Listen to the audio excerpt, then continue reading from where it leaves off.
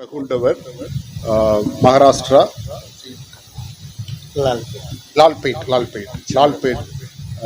லால்பேட் என்கிற அந்த பணித்தளம். அவங்களுடைய மனைவி சுமலதா. அவங்க ஒரிஜினலி அவங்க வந்து நர்ஸாக ட்ரெயின் ஆனவங்க.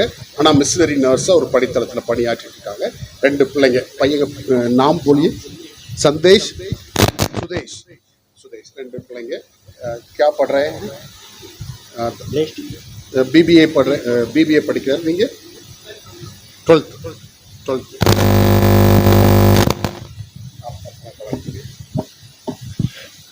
मैं प्रभु का धन्यवाद देता हूँ. நான் ஆண்டவரை துதிக்கிறேன். प्रभु ने मुझे फिर से एक बार आप लोगों के मध्य में उसकी योजना के अनुसार मुझे ले आया. ஆண்டவர் அவருடைய அநாதி தீர்மானத்தின்படி உங்கள் மத்தியிலே என்னை இந்த நாளிலே அழைத்து வந்திருக்கிறார். और विशेष करके मुझे यहाँ पर आमंत्रित किया गया उन सारे ब्रदर इस्राएल को और उनके साथी और यहाँ पर बैठे तमाम भाई बहनों को मैं दिल से धन्यवाद देता हूँ मेरे परिवार की ओर से. என்னுடைய குடும்பத்தின் வழியாக இங்கு வந்திருக்கிற ஒவ்வொருவருக்கும் விசேஷமாக பிரதர் இஸ்ரேல் அவர்களுக்கும் நான் நன்றியுடையவனாக இருக்கிறேன். ना पे मेरा नाम इंट्रोडक्शन करने की जरूरत नहीं है. गैरेट सर ने ऑलरेडी मेरा फैमिली का इंट्रोडक्शन करवाया है. என்னுடைய குடும்பத்தை குறித்தும் என்னை குறித்தும் गैरेट सर அவர்கள் பரிச்சயம் செய்து வைத்தார்கள். पर मैं अपने सेवगाई के बारे में और मेरे जीवन की गवाही के बारे में मैं कुछ समय बताना चाहता हूँ. நான் என்னுடைய ஊழிய அனுபவங்களையும் என்னுடைய தனிப்பட்ட சாட்சியையும் உங்களோடு பகிர்ந்து கொள்கிறேன். परमेश्वर के अनुग्रह से जब उसने मुझे सेवगाई के लिए बुलाया, ஆண்டவர் அவருடைய கிருபையின்படி என்னை தம்முடைய ஊழியத்திற்கு அழைத்தார். मैं महाराष्ट्र प्रांत में एनएमएस मिशनरी के रूप में 2012 में सेवगाई को आरंभ किया. 2012 ஆண்டு என்எம்எஸ்ஐ வழியாக லால்பேட் என்ற கிராமத்திலே மகாராஷ்டிராவிலே நான் மிஷனரியாக பணியாற்றிக் கொண்டிருக்கிறேன். जहाँ पर कुछ भी एनएमएसआई की सेवगाई नहीं थे, वहाँ पर विश्वासी लोग नहीं थे. ऐसे समय में वहाँ पर मैंने सेवगाई को आरंभ किया. அங்கு எந்த ஒரு விசுவாசிகளும் யாரும் இல்லாதிருந்த இடத்திலே நான் ஆண்டவருடைய ஊழியத்தை அங்கு செய்ய ஆரம்பித்தேன். परमेश्वर की कृपा से 2021 तक परमेश्वर ने कलीसियाओं का निर्माण किया. அங்கு 2021 ஆண்டுக்குள்ளாக அங்கு ஒரு நல்ல ஒரு திருச்சபையை உருவாக்குவதற்கு ஆண்டவர் உதவி செய்தார். कलीसिया की उन्नति होती गई. நாளுக்கு நாள் திருச்சபை மக்கள் வந்து கொண்டிருந்தார்கள். परमेश्वर ने तब तक मुझे अच्छा आरोग्य दिया. அந்த நாள் வரைக்கும் ஆண்டவர் எனக்கு நல்ல சரீரத்திலே பலனையும் சுகத்தையும் தந்திருந்தார். उसके बाद 2021 में 2021 ஆண்டு सारी दुनिया एक डर के सारे जी रही थी. அனைத்து உலகமும் ஒரு பயத்திலே வாழ்ந்தது. क्योंकि उस समय हर एक के जीवन में ऐसा लग रहा था कि हम कब मर जाएंगे. 2021 ஆண்டுல எல்லாருக்குமே ஒரு பயம் வந்தது. நாம் எப்பொழுது மரித்து விடுவோம் என்கிறதான நமக்கு அந்த மரண பயம் ஒவ்வொருவருக்கும் இருந்தது. क्योंकि उस समय कोरोना का दूसरा वेव चल रहा था. கொரோனாவுடைய 2வது அலை அதிகமாக சென்று கொண்டிருந்தது. आज मैं इस दिन को जब याद करता हूँ, நான் இந்த நாளை என்னுடைய நாளாக எனக்கு கடவுள் கொடுத்த யோசிக்கும் பொழுது, आज इस महीने को जब याद करता हूँ, இந்த மாதத்தை நான் யோசிக்கும் பொழுது, जब महाराष्ट्र से मैं सफर करते हुए यहाँ तक आ रहा था, மகாராஷ்டிரா மாநிலத்திலிருந்து நான் பிரயாணம் செய்து வந்த பொழுது, मैं सोचते सोचते आ रहा था. நான் இதை யோசித்துக் கொண்டு வந்தேன். क्योंकि जिस दिन मैंने सफर प्रारंभ किया था 2 तारीख को, 2ஆம் தேதி நாங்கள் எங்களுடைய பிரயாணத்தை ஆரம்பித்தோம். क्योंकि उसी रात को मैं हॉस्पिटल में 2021 में मई में मैं एडमिट हो गया था. 2021 ஆண்டு மே மாதம் 2ஆம் தேதி நான் ஹாஸ்பிட்டலில் இருந்தேன். आज के महीने में 2 तारीख को भी क्या हो रहा था मुझे कुछ भी पता नहीं था. मेरे साथ मैं एडमिट था. 2021 ஆண்டு இந்த நாளிலே இப்பொழுது எனக்கு என்ன நடந்து கொண்டிருந்தது என்பது எனக்கு தெரியாது. मैं दोपहर में भी सोते सोते याद कर रहा था. மதியானமும் நான் இதை படுத்துக்கொண்டு இதை யோசித்துக் கொண்டிருந்தேன். उस समय क्या हो रहा था मुझे कुछ पता नहीं, मगर आज क्या हो रहा है मेरे साथ मुझे पता है. அந்த நாளிலே என்ன நடந்தது என்று எனக்கு தெரியாது, ஆனால் இப்பொழுது என்ன நடக்கிறது என்று எனக்கு தெரியும். उस समय मैं कॉन्शियस में नहीं था. நான் என்னுடைய சுய நினைவிலே இல்லாதிருந்தேன். मैं बेहोश था. நான் மயக்க நிலையில இருந்தேன். क्योंकि उस समय मैं कोरोना पॉजिटिव हुआ था. எனக்கு கொரோனா பாசிட்டிவ் இருந்தது. 7 दिन मैं क्वारंटाइन में था. 60 நாட்கள் குவாரண்டைன்ல என்னை வைத்தார்கள். और जब मैं घर में क्वारंटाइन में था, வீட்டிலே குவாரண்டைன் அந்த இருக்கும் பொழுது मैं बहुत ही पूरा बलहीन हो गया। நான் மிகுந்த பலவீனமாய் என்ன சொல்ல வருது, மிகுந்த மெலிந்தவனாக இருந்தேன். मैं सांस नहीं ले पा रहा था। சுவாசிக்க முடியாத சூழ்நிலை. मुझे घर पर ही ऑक्सीजन लगाया गया வீட்டில் எனக்கு ஆக்சிஜன் வைத்து ஆக்சிஜன் எனக்கு கொடுக்கப்பட்டது. और सारे लोग सोच रहे थे कि मैं मर जाऊंगा, मेरी हालत ऐसी थी। எல்லாரும் யோசித்துக் கொண்டிருந்தார்கள் சீக்கிரமாக மரித்து விடுவார் என்பதாக. என்னுடைய நிலைமை அவ்வாறாக தான் இருந்தது. मुझे जानने वाले लोग, मेरे घर के लोग, मेरे रिश्तेदार लोग और सेवक लोग, என்னை தெரிந்தவர்கள், என்னுடைய குடும்பத்தார், என்னுடைய உறவுக்காரர்கள், ஊழியக்காரர்கள், मेरे स्थिति को देखकर, मेरे परिस्थिति को देखकर ऐसा कोई नहीं बोलता था कि ये बचेगा। என்னை பார்த்தவர்கள் யாரும் சொல்ல மாட்டார்கள் இவன் உயிரோடு மறுபடி இருப்பான் என்பதாக யாரும் சொல்ல மாட்டார்கள். क्योंकि उस समय मेरा जो ऑक्सीजन लेवल था அந்த நாள்ல என்னுடைய ஆக்சிஜன் லெவல் 65-70 65-70 65 இருந்து 70க்குள்ளாக. ऑक्सीजन लगाने के बाद भी नहीं बढ़ रहा था। ஆக்சிஜன் எனக்கு கொடுத்த பிறகும் அதனுடைய அது அதிகமாகவில்லை. जब मुझे मेरे पत्नी ने उस दिन मुझे हॉस्पिटल ले गया लोकल सिटी में, எங்களுடைய பகுதியிலே என்னுடைய மனைவி என்னை ஹாஸ்பிடலுக்கு அழைத்து சென்றார்கள். सारे मल्टी स्पेशलिस्ट हॉस्पिटल में गए, எல்லா மல்டி ஸ்பெஷாலிட்டி ஹாஸ்பிடலுக்கு நாங்கள் சென்றோம். मैं और मेरी पत्नी कार में थे। நாங்கள் இருவரும் ஒரு காரில் அமர்ந்திருந்தோம். मेरा बड़ा बेटा, मेरा भाई, बड़ा भाई बाइक के साथ थे। என்னுடைய மூத்த மகனும் என்னுடைய சகோதரனும் பைக்ல வந்து கொண்டிருந்தார். कार के अंदर गैस सिलेंडर, मेरे लिए मार्क्स का सिलेंडर, ஆக்சிஜன் சிலிண்டர் காரில் அமர்ந்திருந்தவாறே எனக்கு செலுத்திக் கொண்டிருந்தார்கள். सारे हॉस्पिटल में घूमे, அனைத்து ஹாஸ்பிடல் நாங்கள் சுற்றி பார்த்தோம். पर कोई डॉक्टर ने बोला कि ये बचेगा नहीं। ஒருவரும் என்னை உயிரோடு இவர் வாழ்வார் என்பதாக கூறவில்லை. मेरे मिसेस को बोला गया कि डॉक्टर लोग बोलते थे कि पैसा मत खर्चा करो, कुछ भी रहेगा तो आपके बच्चों को काम आएगा। டாக்டர்கள் கூறினார்கள் இவருக்கு மேலே எந்த பணத்தையும் செலவழிக்க வேண்டாம், கொஞ்சம் பணம் இருந்தால் வைத்துக் கொள்ளுங்கள், அது உங்கள் பிள்ளைகளுக்கு உதவும் என்பதாக கூறிவிட்டார்கள். 10 बजे से रात के 9 बजे तक हमने पूरे हॉस्पिटल घूमे। காலை 9 மணியிலிருந்து இரவு 10 மணி வரைக்கும் அனைத்து ஹாஸ்பிடல் நாங்கள் சுற்றி பார்த்தோம். फुल लॉकडाउन था, அதாவது லாக்டவுன், முழுவதும் லாக்டவுன் இருந்த நேரம்.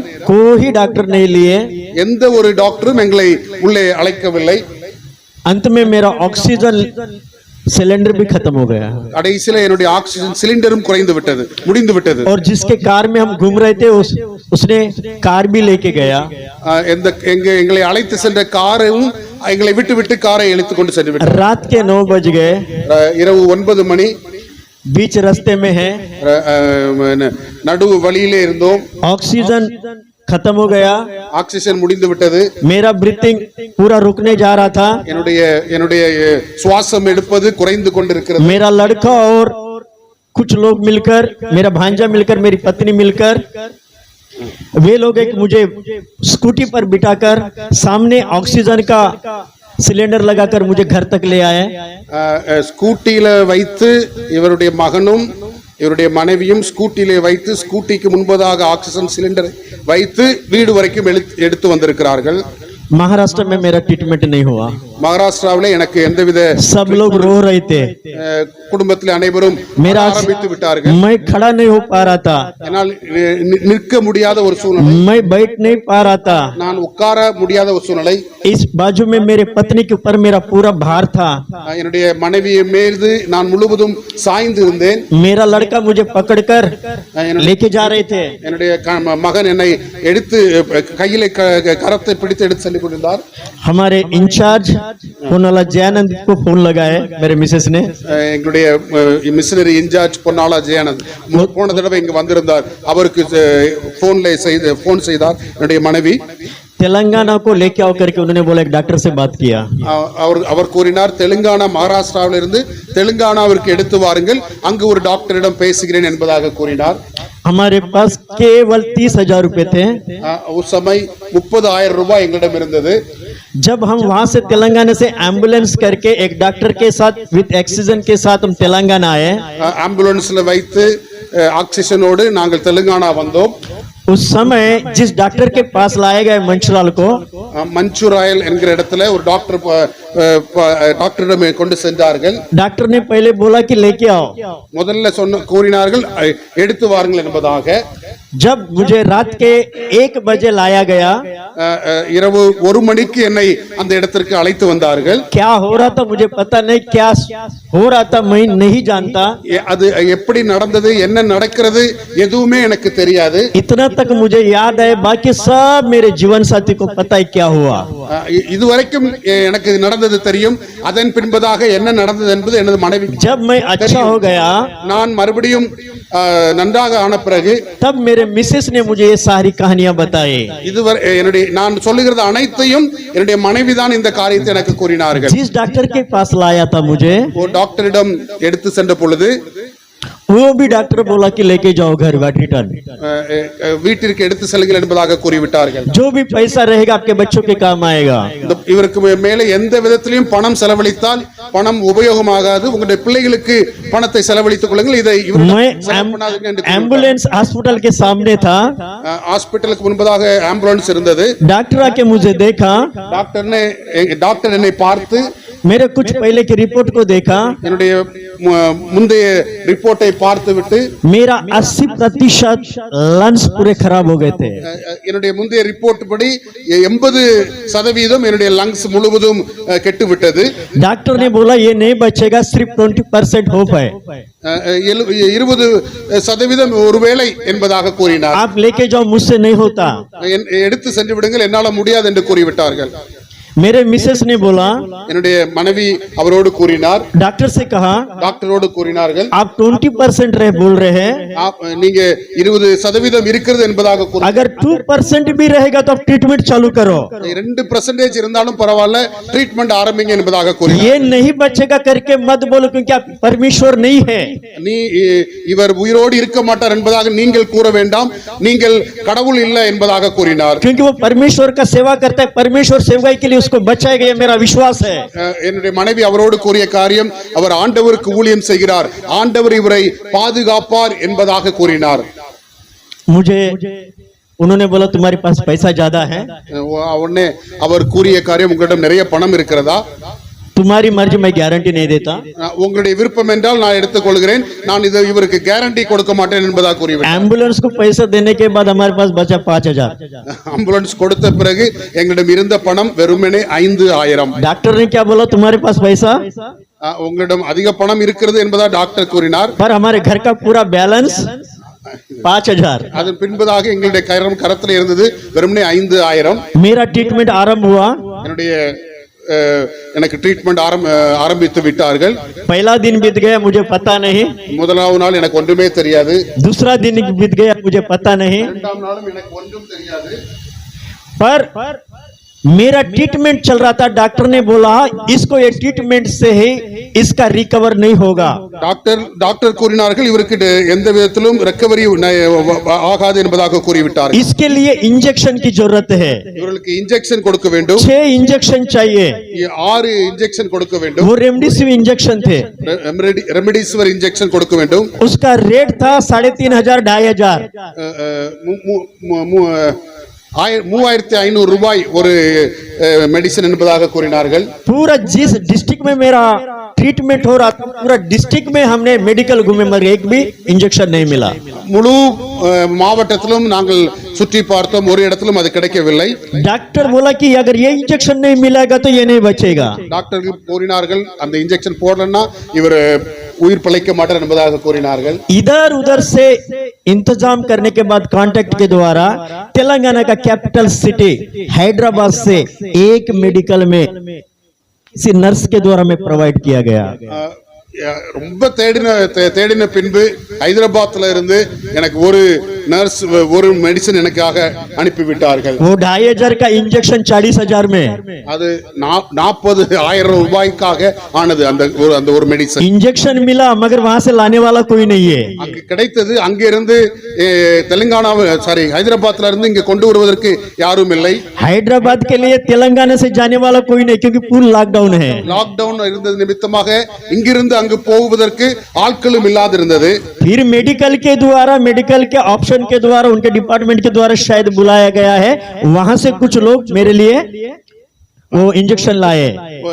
ஏதோ விதத்திலே மெடிக்கல் வழியாக எனக்கு இந்த இடத்துக்கு வந்து ये சேர்ந்தது. 5,000 से 40,000 कैसे होते गए मुझे पता नहीं. இந்த 5,000 40,000 எப்படி ஆனது எனக்கு ஒன்றும் தெரியாது.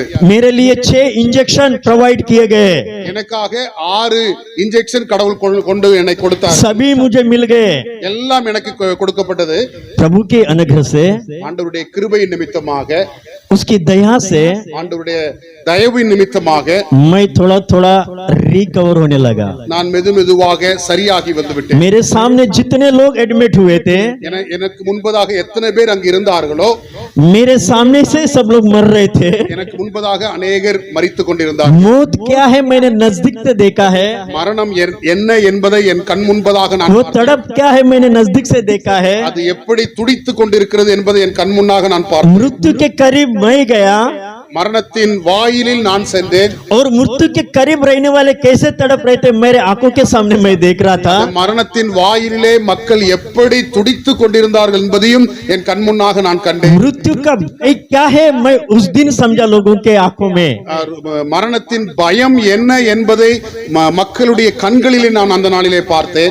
जैसा मुझे तीसरे दिन होश आया, மூன்றாவது நாள் எனக்கு நான் என்னுடைய நிலைமைக்கு வந்தேன். चौथे दिन में நான்காவது நாள் फिर मेरे जीवन में एक स्टोरी आरंभ हुआ. மறுபடியும் ஒரு பிரச்சனை எனக்கு வந்தது. लकवा मारा, मुंह को लकवा, पैरालिसिस. पैरालाइज, मुखத்துல पैरालिसिस வந்து விட்டது. क्योंकि अभी भी जो मैं बात कर रहा हूँ टेढ़ा ही रहेगा. நான் இப்பொழுதும் என்னுடைய வாய் கொஞ்சம் கோணலாக இருக்கிறது. एक समस्या खत्म नहीं हुआ, ஒரு பிரச்சனை முடியவில்லை, दूसरा समस्या चालू हुआ. அடுத்த பிரச்சனை ஆரம்பித்து விட்டது. मैं खाना नहीं खा पा रहा था, நான் சாப்பிட முடியாதவனாக मैं இருந்தேன். बराबर नहीं बोल रहा था. நான் பேச முடியாதவனாக இருந்தேன். उसी समय में 6वें दिन में ஆறாவது நாள் ब्लैक फंगस हुआ. பிளாக் ஃபங்கஸ் என்று கூறினார்கள் அல்லவா? ब्लैक फंगस का मतलब अंदर में पूरा एक कीड़ा लग जाता है. योग को कीड़ा लगाना शरीर को, வாய்க்குள்ளாக அந்த பாக்டீரியா வந்து விட்டது. பிளாக் ஃபங்கஸ் வந்தது. மகாராஷ்டிராவிலே பிளாக் ஃபங்கஸ் வந்தது முதலாவது ஆளா டைலா व्यक्ति. ஹிஸ்டரி இவருடைய பெயர் அங்க இருக்கிறது அந்த ஹிஸ்டரியில. मैंने अभी तक कोरोना के बारे में बताया. இதுவரைக்கும் நான் கொரோனாவை குறித்து கூறினேன். मैं ज्यादा समय नहीं लूंगा, बस 5 मिनट में कंप्लीट करूंगा. मेरा दिन भर बताए तो भी कंप्लीट नहीं होता. நான் சொல்லிக் கொண்டே இருக்கும் என்றால் ஒரு நாள் முழுவதும் சொல்லிக் கொண்டிருக்கலாம். நான் 5 நிமிடத்தில் முடித்து விடுகிறேன். जैसा मुझे परमेश्वर की कृपा से कोरोना से मैं उबर गया, ஆண்டவருடைய கிருபை நிமித்தம் நான் கொரோனாவில் இருந்து வெளியே வந்தேன். 10 दिन के अंदर अच्छा हुआ. 10 நாட்களுக்குள்ளாக நான் நன்றாக மாறினேன். फिर 12वें दिन जब मैं अंदर में जो मुझे घाव हुआ था, ये क्यों हुआ करके मैं डॉक्टर के पास गया. அதன் பின்பதாக நான் டாக்டரிடம் 10 நாட்களுக்கு பின்பது டாக்டரிடம் சென்று கருப்பாக இருக்கிறது என்று கூறின பொழுது मेरे ब्लड टेस्ट हुए. எனக்கு பிளட் டெஸ்ட் செய்தார்கள். डॉक्टर ने बोला तुझे ब्लैक फंगस हुआ. உங்களுக்கு பிளாக் ஃபங்கஸ் வந்திருக்கிறது. मैंने बोला ये ब्लैक फंगस क्या होता है. பிளாக் ஃபங்கஸ் அதனுடைய அர்த்தம் என்ன? मुझे कुछ पता नहीं था. எனக்கு அந்த நேரத்தில் ஒன்றும் தெரியாது. डॉक्टर ने एक ही बोला तेरे पास ज्यादा टाइम नहीं है. டாக்டர் ஒரே ஒரு காரியம் கூறினார்கள், உங்களிடம் அதிக நேரம் இல்லை, உங்கள் வாழ்வில் அதிக நேரம் வாழ மாட்டீர்கள் என்பதாக கூறிவிட்டார். क्यों बोला? आपके साथ कभी भी कुछ हो सकता है. எதற்காக இவ்வாறு கூறின பொழுது உங்களுக்கு எப்பொழுதும் மரணம் வரலாம் என்பதாக கூறினார். 4 दिन के अंदर 4 நாட்களுக்குள்ளாக ये जो ब्लैक फंगस है मेरे ब्रेन तक गया. என்னுடைய அந்த பிளாக் ஃபங்கஸ் என்னுடைய மூளை வரைக்கும் சென்றது. मेरे आंख इतना फूल गया, என்னுடைய கண் வீங்கி விட்டது. मैं खुद नहीं चल सकता. நான் என்னால நடக்க முடியாத சூழ்நிலை. पैरालिसिस आया, ஒரு சைடுல पैरालिसिस ஆகிவிட்டது. ब्लैक फंगस आया. பிளாக் ஃபங்கஸ் வந்திருக்கிறது. मैंने डॉक्टर को बोला நான் டாக்டரிடம் சென்றேன். कितने दिन बचूंगा. எத்தனை நாள் நான் உயிரோடு வாழ முடியும்? 2 घंटा, 2 மணி நேரம், 1 दिन, 1 மணி, 24 घंटा, 24 மணி நேரம் कह नहीं सकते. அவங்க கூறினார்கள் சொல்ல முடியாது. उस समय அந்த நாளிலே मैं ऐसा क्यों बोला पता है डॉक्टर को? நான் என்ன சொன்னேன், अगर मेरे पास 2 घंटा भी रहेगा तो मैं परमेश्वर के बारे में सुसमाचार सुनाऊंगा। என்னிடம் 2 மணி நேரம் இருந்தாலும் நான் ஆண்டவராய் இயேசு கிறிஸ்துவுக்கு சுவிசேஷத்தை அறிவிப்பேன் என்பதாக கூறினேன்। कोरोना के काल में मैंने जिस बेड पर था आजू बाजू वालों को मैंने सुसमाचार सुनाया। நான் கொரோனாவினாலே படுத்திருந்த பொழுது என்னுடைய கொரோனாவில் எனக்கு பக்கத்தில் இருந்தவர்களுக்கும் நான் சுவிசேஷத்தை அறிவித்தேன்। मेरे बाजू के ब्रदर प्रभाकरन को मैंने सुसमाचार सुनाया। கொரோனாவில் நான் படுத்திருந்த என்னுடைய பக்கத்து பெட்டில் இருந்தவர் பிரபாகரன், அவருக்கு நான் சுவிசேஷத்தை அறிவித்தேன்। मेरी ट्रीटमेंट करने वाली नर्स को मैंने सुसमाचार सुनाया। எனக்கு மெடிசின் கொடுத்த நர்ஸுக்கு நான் சுவிசேஷத்தை அறிவித்தேன்। मेरी पत्नी और मुझे उन लोगों ने रिक्वेस्ट किया कि हमें कुछ ना हो जाए, हमारे लिए प्रार्थना करो। அவர்கள் என்னிடமும் என்னுடைய மனைவியிடமும் கூறினார்கள், எங்களுக்கு ஒன்றும் ஆகக்கூடாது என்பதற்காக எங்களுக்காக ஜெபியுங்கள் என்பதாக। मैं बेड पर ही पड़ के है ना, मेरे मिसेस खड़े रहकर उनके लिए दुआ की। நான் பெட்ல படுத்திருந்தேன், என்னுடைய மனைவி என்னுடைய அருகில் நின்று கொண்டு அந்த நர்ஸ்களுக்காக ஜெபித்தார்கள்। प्रभु का अनुग्रह हो। பரமேஸ்வருடைய ஆண்டவருடைய கிருபை 5000 रुपये हमारे पास थे। 5000 எங்களுடைய கரத்தில் தான் இருந்தது। कोरोना के काल में 4,75,000 रुपए का बिल हुआ। எங்களுக்கு கொரோனா மற்றும் இந்த பிளாக் ஃபங்கஸ்ல 4,75,000 ரூபாய் எங்களுக்கு பில் வந்தது। वो परमेश्वर को पता है, मेरे जीवन साथी को पता है, अब तक मुझे पता नहीं वो कहां से आया। ஆண்டவருக்கு தெரியும், என்னுடைய மனைவிக்கு தெரியும் அது எங்கிருந்து வந்தது என்று। அது முழுவதும் எனக்கு தெரியாது அது எப்படி சென்றது என்று। पर इतना मुझे पता है कि बहुत सारे लोगों ने, जब मैंने कोरोना काल में जिन लोगों के मध्य में मैंने सुसमाचार सुनाकर लोगों की मदद किया, उन लोगों ने मुझे मदद किया है। எனக்கு ஒன்று தெரியும், நான் अनेகருக்கு சுவிசேஷத்தை அறிவித்திருந்தேன், அவர்கள் எனக்கு உதவி செய்தார்கள் என்பதாக மட்டும் தெரியும்। सब वो लोग अन्य जाति लोग थे। எனக்கு உதவி செய்தவர்களில் अनेகர் மற்ற மதத்தை சார்ந்தவர்கள்। जिस एनएमएसआई के साथ मैं सेवकाई कर रहा था, एनएमएसआई के साथ लोगों ने मेरे लिए प्रार्थना करके मदद की है। एनएमएसआई இருந்து எனக்கு अनेகர் உதவி செய்தார்கள், अनेகர் எனக்காக ஜெபித்தார்கள்। जितने लोग मुझे जानते थे उतने लोगों ने मुझे मदद किया। अनेகருக்கு என்னை தெரியாது, அவர்களும் எனக்காக உதவி செய்தார்கள்। अभी मैं ज्यादा टाइम नहीं, वो दूसरा पार्ट चालू हो जाता है कोरोना के बाद। அதன் பின்பதாக இன்னொரு कोरोना के बाद दूसरा पार्ट ब्लैक फंगस का पार्ट, ब्लैक फंगस அதன் பின்பதாக வந்தது। अभी ये जो मेरा ट्रीटमेंट है, मैं फिर चंद्रपुर महाराष्ट्र चला गया तेलंगाना से। அதன் பின்பதாக நான் சந்திரபூர் தெலுங்கானாவிலிருந்து மகாராஷ்டிரா சென்றேன்। जो डॉक्टर ने मेरा ट्रीटमेंट किया हॉस्पिटल इतना ही है। நான் எடுத்த மருத்துவம் எடுத்த டாக்டருடைய ஹாஸ்பிடல் மிக சிறியதாக இருந்தது, बहुत छोटा है। மிக சிறிய இடம்। डॉक्टर बहुत छोटा है। டாக்டரும் மிக சிறியவராக இருந்தார்। मैं उसे देखकर सोचा, நான் ये क्या गौरानी डॉक्टर है। गौरानी का मतलब बोलिए, ये गौरानी डॉक्टर मुझे ठीक नहीं करेगा। நான் அந்த டாக்டர் மிக சிறியவராக இருந்தார்। நான் யோசித்தேன், இவர் எனக்கு என்ன கொடுக்க முடியும், மருத்துவம் கொடுக்க முடியாது என்பதாக யோசித்தேன்। जब उसके पास गया, मेरा दूसरे दिन मुझे बुलाया, हॉस्पिटल में लेके गए, मेरा ऑपरेशन के लिए बोला। நான் அவரிடம் சென்ற பொழுது என்னை ஹாஸ்பிடலுக்கு எடுத்து சென்றார்கள்। उस डॉक्टर ने बाद में मुझे बोला, पहला प्रैक्टिस मैंने तुझ पर ही किया क्योंकि मैंने सुना मगर कभी ट्रीटमेंट नहीं किया। அந்த டாக்டர் கூறினார், முதலாவது இந்த மருத்துவத்திற்கு ஆபரேஷன் செய்தது உன்னிடம் தான் செய்தேன், இதற்கு முன்பு இந்த நோயை பற்றி கேள்விப்பட்டிருக்கேன், அதற்கு முன்பு யாருக்கும் இதை செய்ததில்லை, முதலாவதாக உனக்கு தான் செய்தேன் என்பதாக கூறினார்। 5-6 डॉक्टर मिलकर ऑपरेशन किए, 5-6 டாக்டர்கள் சேர்ந்து எனக்கு ஆபரேஷன் செய்தார்। मेरा पूरा जबड़ा निकाल दिया गया। என்னுடைய இந்த இடத்துல முழுவதும் என்னை தோலை எடுத்து விட்டார்கள்। अंदर में पूरा ऑपरेशन किया गया, ब्रेन तक। அந்த பிளாக் ஃபங்கஸ் பிரெயின் வரைக்கும் சென்றது நிமித்தமாக முழுவதும் அங்கு எனக்கு ஆபரேஷன் செய்தார்கள்। प्रभु के अनुग्रह से, ஆண்டவருடைய கிருபை நிமித்தமாக उस समय அந்த நாள் फुल लॉकडाउन था, முழுவதும் அடைப்பு இருந்தது। डॉक्टर ने ऑपरेशन करके मुझे छोड़ दिया டாக்டர் எனக்கு ஆபரேஷன் செய்துவிட்டு என்னை விட்டு விட்டார்கள்। क्योंकि मेरे लिए इंजेक्शन नहीं मिल रहा था एंटीबायोटिक के। இந்த ஆன்டிபயோட்டிக் इंजेक्शन எனக்கு கிடைக்கவில்லை। एक इंजेक्शन 2500-3000 का रहता है, पर वो एक इंजेक्शन 8000 का। 1000-2000 ரூபாய்க்கு உரிய इंजेक्शन எனக்கு 8000 ரூபாயாம் கிடைத்தது। ऑपरेशन करके 1 हफ्ता हो गया, पर मुझे टैबलेट नहीं मिल रहा था, इंजेक्शन नहीं मिल रहा था, केवल पासकोनोजोल टैबलेट मिल रहा था। पैरासिटामोल टैबलेट மட்டும் எனக்கு கொடுத்தார்கள்। पासकोनोजोल பர்சகோனஜல் இந்த वो ब्लैक फंगस को कंट्रोल करने वाला है। அந்த டேப்லெட்டை தவிர வேற எந்த ஒரு மெடிசனும் எனக்கு கொடுக்க फंगस को कंट्रोल करने के लिए அந்த पर ஃபங்கஸ் उससे कुछ नहीं होता, அதனால ஒரு விதத்திலும் எங்களுக்கு क्योंकि उसके लिए इंजेक्शन चाहिए। ऐसे मुझे 108 इंजेक्शन चाहिए। எனக்கு 108 இன்ஜெக்ஷன் தேவைப்பட்டது। एक इंजेक्शन 8000, ஒரு இன்ஜெக்ஷன் 8000 ரூபாய்।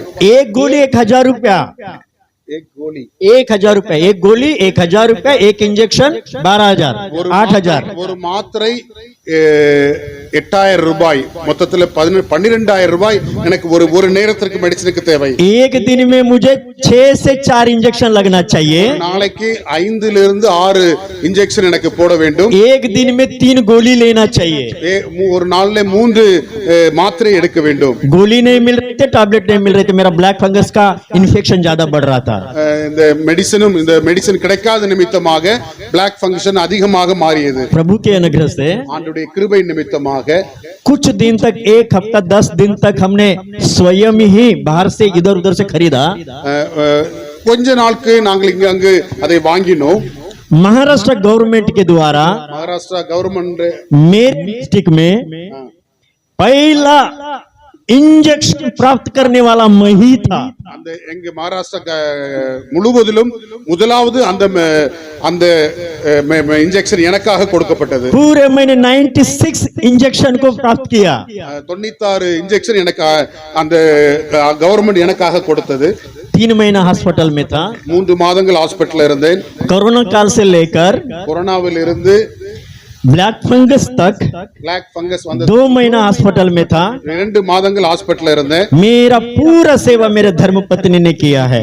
என்னோட முழுவதும் என்னுடைய மனைவி எனக்காக இதை செய்தார்கள்। निजम सही प्रेम, वास्तवता का प्रेम जो यीशु मसीह ने मनुष्य के खातिर अपने प्राण को त्याग दिया, वैसे ही मेरे लिए दया यीशु की, उसके बाद मेरे मिसेस ने मेरे साथ रहकर कार्य किया। எனக்கு ஜீவனை கொடுப்பதற்காக தன்னுடைய ஜீவனை கொடுத்த இயேசு கிறிஸ்துவுக்கு அடுத்ததாக என்னுடைய மனைவி என்னோடு இந்த நாட்களிலே இருந்து என்னை முழுவதும் உதவி செய்தார்। मैं परमेश्वर का धन्यवाद देता हूँ। ब्लैक फंगस में मेरे पत्नी को ब्लैक फंगस का कोई इन्फेक्शन नहीं हुआ, ना ही कोरोना काल में उसका इन्फेक्शन हो, क्योंकि 2 महीना मेरे साथ ऐसे पकड़कर मुझे चलाती थी, खिलाती थी, पिलाते थे।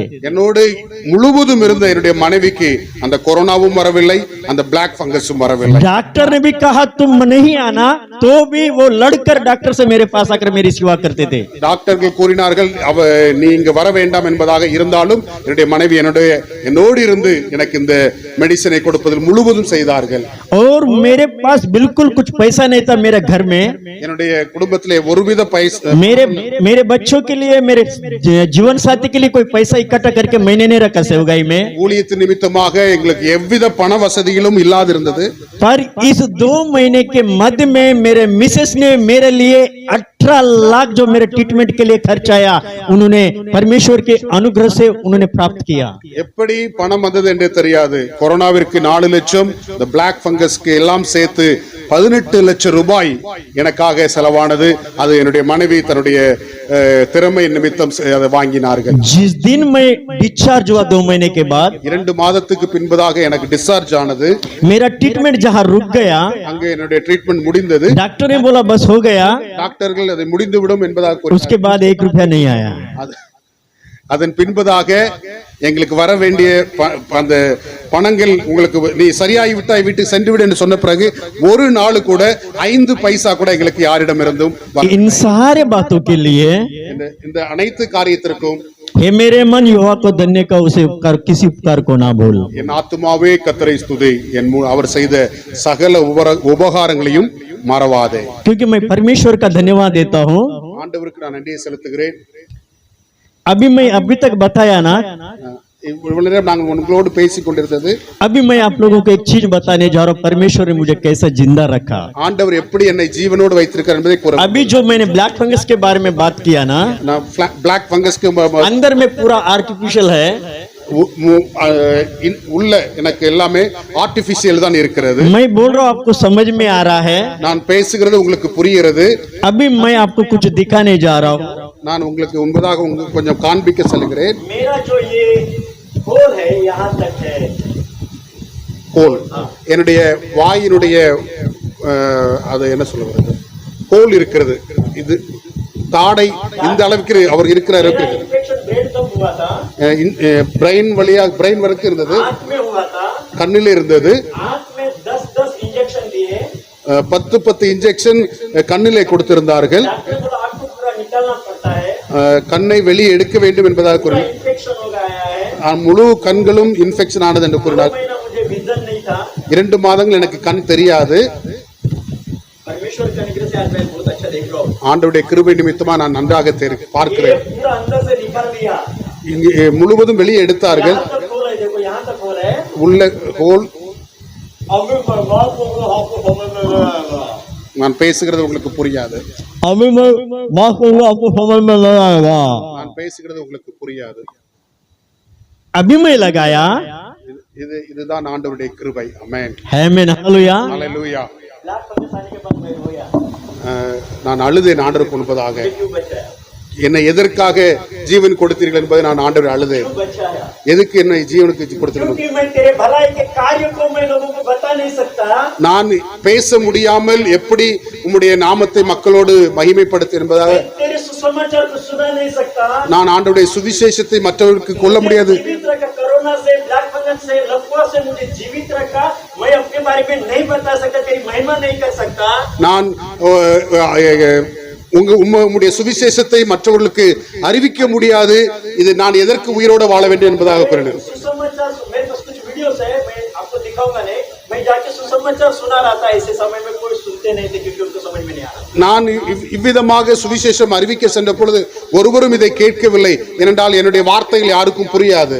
प्रभु के अनुग्रह से उसने दया दिखाया, डॉक्टर के द्वारा ये आर्टिफिशियल दांत दिया गया, आज मैं बात करता हूँ। ஆண்டவருடைய கிருபை நிமித்தமாக எனக்கு இந்த ஆர்டிபிஷியல் பார்ட் எனக்கு வந்தது. इसमें 2 दांत है, இந்த பகுதியில 2 பற்கள் இருக்கிறது. खाना बराबर नहीं खा पाता, நான் சரியாக சாப்பிட முடியாது. पानी पीता हूँ तो नाक से आता है, टपकता है, நான் தண்ணீர் குடித்தேன் என்றால் என்னுடைய மூக்கு வழியாக வெளியே வந்துவிடும். ये मेरा आँख blink नहीं करता, இந்த கண் எனக்கு துடிக்காது. हमेशा जलता है, தொடர்ந்து அது எரிந்து கொண்டே இருக்கும். दर्द देता है। அது எரிந்து கொண்டே இருக்கும். अभी भी मैं जब गाड़ी चलाता था ऐसा पकड़कर सुसमाचार सुनाने के लिए गांव में जाता हूँ। இப்பொழுதும் நான் வண்டி செலுத்தும் பொழுது இந்த கையை வைத்துக் கொண்டு இதை மூடிக்கொண்டுதான் முன்பதாக செல்லுவேன். मेरे पीछे मेरी पत्नी रहती है, எனக்கு பின்பதாக என்னுடைய மனைவி இருப்பார். से गाड़ी चलाता हूँ, ஒரு கையின் வழியாக நான் வண்டி एक हाथ செலுத்துவேன். इस पर रखता हूँ, ஒரு கையை நான் மூடிக்கொள்வேன். थोड़ी देर निकालता हूँ, கொஞ்சம் எடுப்பேன், फिर लगाता हूँ, மறுபடியும் கையை மூடுவேன். ऐसा करते 2 बार गिरा। இவ்வாறு செய்தே 2 தடவை நான் விழுந்து விட்டேன். पर अभी भी परमेश्वर की सेवा कर रहा हूँ। இருந்தாலும் நான் ஆண்டவருடைய ஊழியத்தை செய்து கொண்டிருக்கிறேன். इस कार्य के लिए இந்த சுவிசேஷத்திற்காக मैं परमेश्वर का धन्यवाद देता हूँ। நான் ஆண்டவருக்கு நன்றி செலுத்துகிறேன். सेवा के लिए मेरे लिए पीछे रहकर एनिमेसाई के द्वारा प्रार्थना करते हैं, उसके लिए धन्यवाद देते हैं। எனக்கு பின்பதாக இருந்து अनेகர் ஜெபித்தார்கள், நான் அதற்காக நன்றி செலுத்துகிறேன். मैं परमेश्वर ने मुझे बचाने के कारण तब से लेकर अभी तक ये 4 साल में இந்த 4 வருடங்களாக 12 लोगों का बपतिस्मा हुआ है। 12 பேருக்கு நாங்கள் திருமுழுக்கு கொடுத்திருக்கிறோம். 10-12 फैमिली प्रभु में जुड़ गए हैं। 12 குடும்பங்கள் இயேசு கிறிஸ்துவுக்குள்ளாக வந்திருக்கிறார்கள். जिस गली से मैं जाता हूँ वो लोग बोलते हैं, अन्य जाति के लोग तुम्हारा परमेश्वर मान है। நான் நடந்து செல்லும் போது எங்களுடைய கிராமத்தில் உள்ள மற்ற மதத்தினர்கள் கூறுவார்கள், உன்னுடைய கடவுள் பெரிய கடவுள் என்பதாக वो लोग मुझे கூறுவார்கள். प्रार्थना करके के लिए उनके घर पर बुलाते हैं। அவர்களுடைய குடும்பத்தில் என்ன பிரச்சனை இருந்தாலும் என்னை அவர்கள் வீட்டிற்கு அழைத்து செல்லி ஜெபிக்க அழைத்து செல்வார்கள். परमेश्वर ने मुझे इस प्रकार वहाँ पर रखा, मुझे जीवित रखा, उस परमेश्वर को मैं धन्यवाद। இவ்விதமாக கடவுள் என்னை அங்கு ஒரு சாட்சியாக பயன்படுத்துகிறார். எனவே கடவுளுக்கு நான் நன்றி செலுத்துகிறேன். मेरे लिए, मेरे फैमिली के लिए दुआ करें। எனக்காகவும் என்னுடைய குடும்பத்திற்காகவும் நீங்கள் ஜெபியுங்கள். जब तक मेरे अंदर जीवन है, என்னுடைய எனக்கு ஜீவன் இருக்கும் வரைக்கும் तब तक विश्वास योग्य के साथ परमेश्वर की सेवा करें। விசுவாசம் உள்ளவனாய் நான் கடவுளுடைய ஊழியத்தை செய்வேன். बहुत सारे लोगों को परमेश्वर के पास ला सकूं। அநேகருடைய ஆத்துமாக்களை ஆண்டவருக்கு நேராக எடுத்து मेरा செல்லட்டும். नाम सत्यपाल है। फिर से एक बार आपके प्रार्थना में मुझे याद रखें। என்னுடைய பெயர் சத்தியபால். தொடர்ந்து எனக்காக ஜெபித்துக் கொள்ளுங்கள். बहुत कुछ बताना था, मैं बहुत सारे बातों को बाजू में रखा। இன்னும் अनेக காரியங்களை சொல்ல முடியும். நான் ஆண்டவருடைய நாம மகிமைக்காக இதை परमेश्वर की महिमा हो। ஆண்டவருடைய நாம மகிமைப்படுவது. ट्रांसलेशन के 11 साल के लिए भी मैं धन्यवाद देता हूं। धन्यवाद. Thank you.